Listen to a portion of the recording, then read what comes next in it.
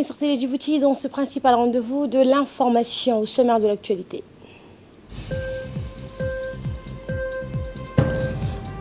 Le chef de l'État donc participe aux funérailles du défunt Al-Miss Mahmoud Haïd. Et les Sud-Africains aux urnes pour élire donc leurs députés, l'ANC est favori de ces élections.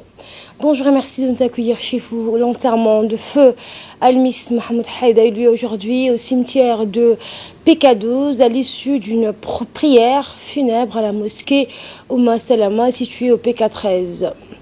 La dépouille mortelle d'Al-Miss Mahmoud Haïd est arrivée ce matin très tôt à 6 h à l'aéroport international de Djibouti.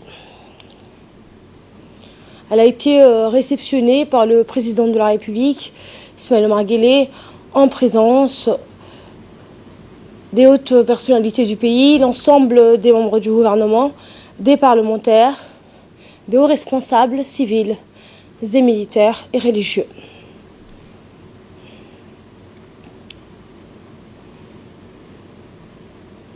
Et toujours en compagnie du président de la République, la dépouille de feu Al-Miss Mahmoud Haïd a été acheminée vers la mosquée Oumma Salama pour la prière funèbre avant d'être conduite vers sa dernière demeure au cimetière du PK12.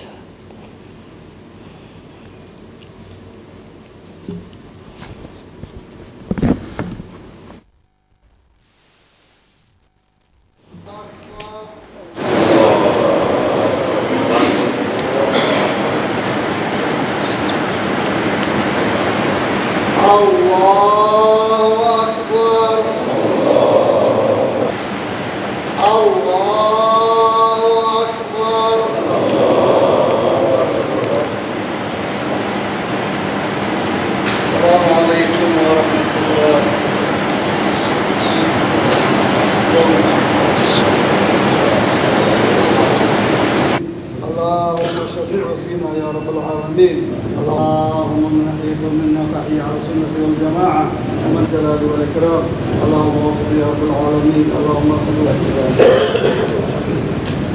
يا حي يا قيوم ذا الجلال والإكرام اللهم وفق يا رب العالمين اللهم اغفر له وارحمه وخذ الإنسان منك المنكر يا حي يا قيوم ذا الجلال والإكرام اللهم تغمده برحمتك الواسعة التي وسعت كل شيء يا حي يا قيوم ذا الجلال والإكرام يا نعم المولى ويا نعم النصير.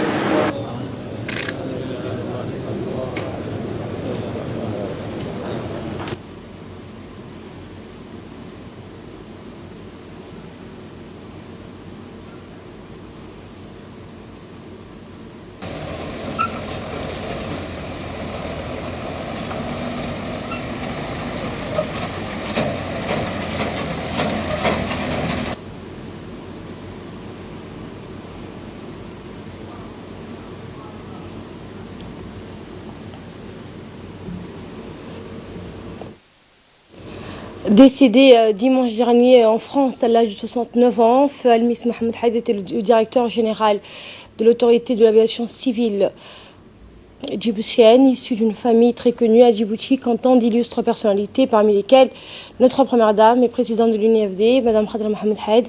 Le défunt grand commis de l'État était apprécié de ses compatriotes par sa grandeur de cœur et sa spontanéité à apporter son soutien et appui à tout le monde. À l'annonce de son décès dimanche, le président de la République n'avait pas manqué de rendre hommage à la mémoire de feu Al-Miss Mahmoud Haïd, décrit comme un modèle d'humilité et d'intelligence que l'ascension sociale nous défait sur son humanisme et sa propension à compter toujours les plus modestes d'entre eux dans son entourage les plus proches. Que le Tout-Puissant l'accueille dans son paradis éternel. Inna lillahi wa inna ilayhi raji'un.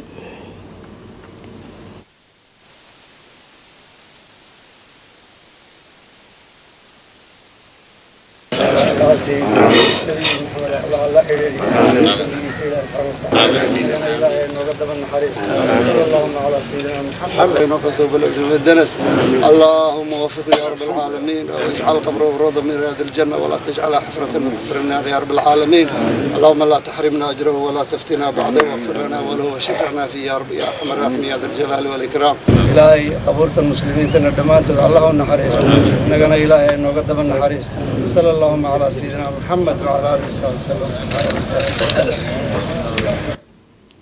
Dans le reste de l'actualité, le nouveau ministre de la Santé, M.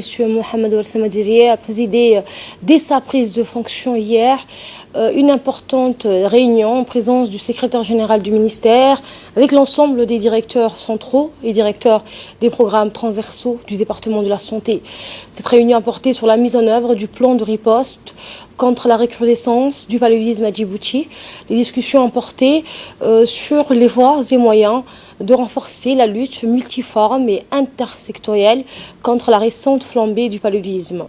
Il s'agit d'un vaste plan de riposte qui combine des activités de destruction de gîtes larvaires, des actions de pulvérisation spatiale et intradomiciliaire, la distribution des moustiquaires imprégnés ou encore des actions préventives ou des séances de sensibilisation menées au niveau des zones réputées à risque. Et concernant la prise en charge curative, le ministre de la Santé, Mohamed Ouel Samadirié, s'est félicité de la réception effective des 56 000 doses de traitement anti-paludique qui correspondent à la provision d'une année complète au niveau du pays, garantissant également un stock de sécurité pour une période supplémentaire de 6 mois. Enfin, le ministre de la Santé a demandé à tous les intervenants de redoubler d'efforts pour mettre fin à la propagation du paludisme dans notre pays. Également dans l'actualité, le ministère de la Femme et de la Famille, en étroite collaboration avec le ministère des Affaires étrangères et de la coopération internationale, a organisé ce dimanche une table ronde des partenaires à l'Institut des études diplomatiques en présence des différents bailleurs de fonds et partenaires au développement. Cette réunion présidée par le ministre de la Femme et de la Famille, par la ministre de la Femme et de la Famille, Mme Moumina Ahmed Hassan, et du ministre des Affaires étrangères de la coopération internationale, Mohamed Ali Youssouf, avait pour objectif de mobiliser le plus grand nombre de partenaires techniques et financiers internationaux et multilatéraux en vue de les associer aux projets prioritaires du ministère qui se basent sur ces axes, à savoir l'autonomisation de la femme, la projection et la promotion des droits des enfants et de la femme, ainsi que la cohésion du tissu familial. Lors de cette réunion, les invités ont pu suivre les réalisations majeures du ministère entreprise durant ces 3 dernières années, suivies d'une présentation du plan d'action triennal, ainsi que les projets prioritaires identifiés comme capitaux pour l'atteinte des objectifs du développement durable, ainsi que les missions assignées au ministère de la Femme et de la Famille. Le ministre des Affaires étrangères a précisé que le ministère de la Femme fournit des efforts soutenus pour la promotion de la femme grâce à la vision éclairée du président de la République. Nous l'écoutons. Grâce à la vision et à la volonté politique du président de la République, son Excellence M. Ismaël Omar Guelleh, de son gouvernement, notre projet de société intégrée mis en œuvre dès l'arrivée à la magistrature du président, la magistrature suprême, le concept même de la promotion de la femme est devenu incontournable. Et la politique gouvernementale dans sa globalité vise à le concrétiser d'année en année. Pour améliorer la condition de la femme et favoriser sa participation au processus de développement socio-économique et politique, le ministère de la promotion de la femme, en bénéficiant du concours d'autres acteurs du développement étatique et non étatique, n'a eu de cesse de combattre les inégalités entre les hommes et les femmes. Le gouvernement de Djibouti affiche une volonté politique d'intégration de la femme djiboutienne dans le développement de Djibouti, malgré le bond en avant observé à Djibouti en matière d'égalité des sexes et de démarginalisation des femmes. De nombreuses contraintes pèsent en pratique sur les femmes, les empêchant ainsi de bénéficier pleinement des retombées de la politique nationale de promotion des activités liées au genre.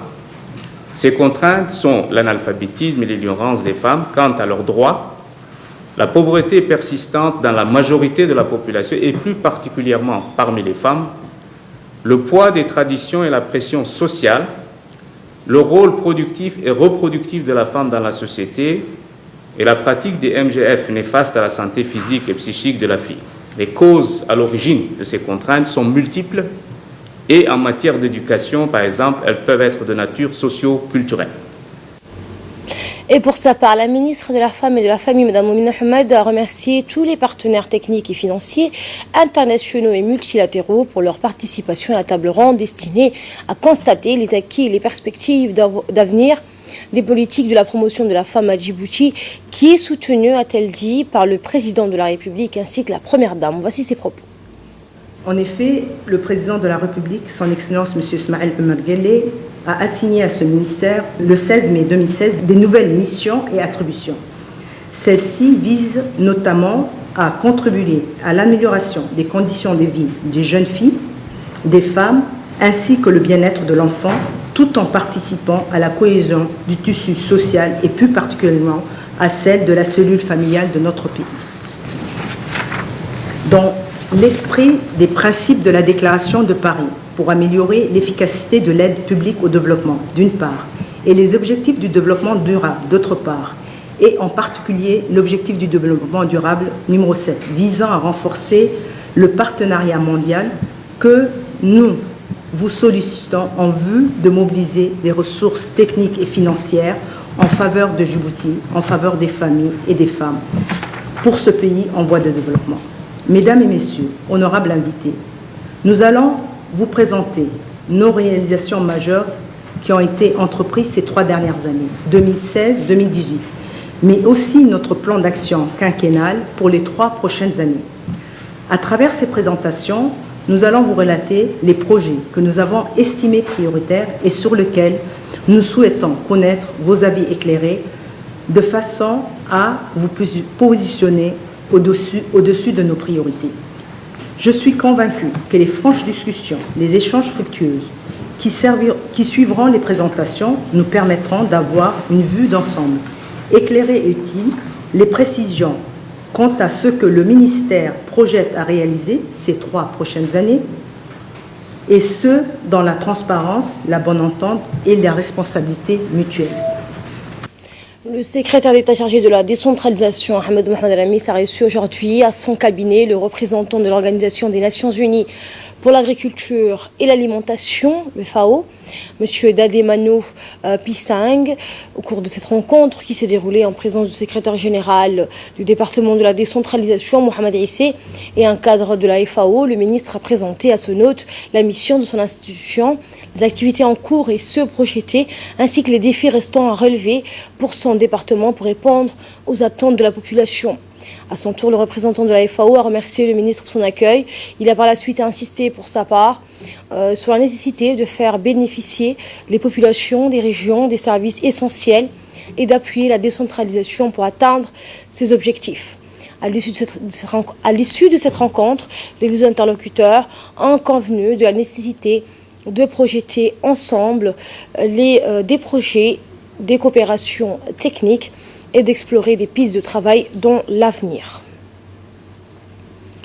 Dans l'actualité également, le président de la Chambre de commerce de Djibouti, M. Youssouf Msadoualé, a reçu une importante délégation jordanienne qui est en visite à Djibouti depuis quelques jours, conduite par le ministre jordanien de l'Industrie et du Commerce. Le président de la Chambre de commerce à Djibouti a énuméré les services que la Chambre de commerce offre dans le domaine des investissements. Le ministre jordanien de l'Industrie a remercié pour sa part le président de la Chambre de commerce et a exprimé son souhait de voir les 2 pays échanger régulièrement sur les grandes préoccupations économiques du pays et ce dans un cadre de concertation et de dialogue. La réception s'est déroulée en présence de l'ambassadeur de Djibouti en Jordanie avec pour résidence au Koweït, M. Mohamed Ali Momin. Place maintenant au magazine de la rédaction. Je vous emmène au sud du pays, à Dikil, notamment où cela fait plus de 20 ans que la ville de l'Unité ne disposait pas de glacière. Les commerçants de la place étaient obligés d'en importer de la capitale pour approvisionner la ville. C'est à présent chose faite car la ville de Dikil dispose désormais d'une glacière. Voici à présent un magazine de la rédaction. Regardez. Nous nous trouvons depuis hier ici dans la région de Dikil et plus précisément dans la ville de l'Unité dans le cadre d'une caravane que la RTD organise durant les mois bénis de Ramadan. Une tournée qui va nous conduire dans chaque chef-lieu des régions de l'intérieur du pays où chaque jeudi et pour chaque région, la RTD retransmettra en direct la prière de Tarawih, mais aussi des jeux de questions-réponses sur la religion et enfin des qasaïd en langue somali et afar selon donc la région. C'est l'occasion également pour nous de revenir sur les potentialités ou les particularités pour chaque région à travers des reportages. Comme nous nous trouvons pour la première étape à Dikil, nous parlerons donc de la première fabrique à glace depuis plus de 20 ans. Reportage. Cela fait plus de 20 ans que la ville de l'Unité ne disposait pas de glacière. Les commerçants de la place étaient obligés d'en importer de la capitale pour approvisionner la ville. Aujourd'hui, alors que nous entamons les mois bénis de Ramadan, où la demande en glace connaît un pic dans tous les pays, Dikil vient d'inaugurer une nouvelle unité de production de glace. La mise en service de cette unité constitue une bouffée d'oxygène pour les Okarois, pour qui les glaces en sachet vendues dans les maisons restaient trop insuffisantes pour répondre à leurs besoins. Yassine Elmi est technicien en froid. Il s'occupe de tout le processus de transformation, de la conservation à moins 10 degrés, mais aussi de la vente. La glacière fonctionne depuis quelques semaines, mais la demande n'a jamais été aussi forte que ces 2 derniers jours de Ramadan. Yassine nous explique le travail qu'il effectue au quotidien pour aider les Dikilois dans l'accès à la glace à moindre coût.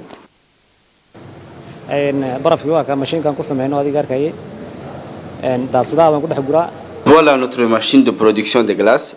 Nous remplissons ce boîte avec de l'eau. Ensuite, nous le laissons quelques heures dans ce liquide qui solidifie l'eau.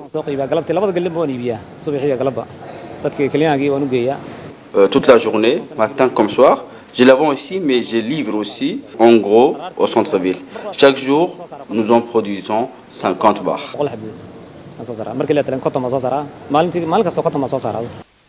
Selon les propriétaires, ces machines ont coûté 12 millions de nos francs. Avec 50 francs le kilo, le prix est devenu très accessible à tous les Okarois. Une production locale qui rend littéralement avec les prix exorbitants connus jusqu'à là à cause notamment de son importation depuis la capitale.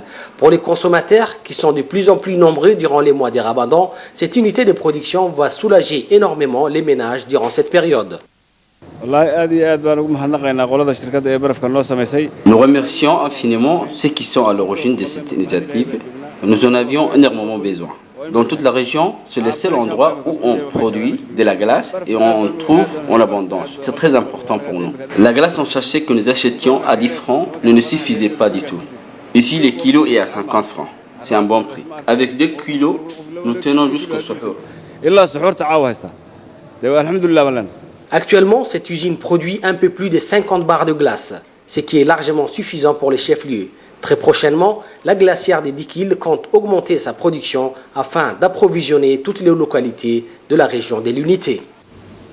Nous restons toujours au sud du pays, à Lissébi cette fois, où la secrétaire générale du ministère de la Femme et de la Famille, Mme Anissa Hassan Badon, a entamé sa tournée d'échanges et de discussions avec les communautés rurales de la région.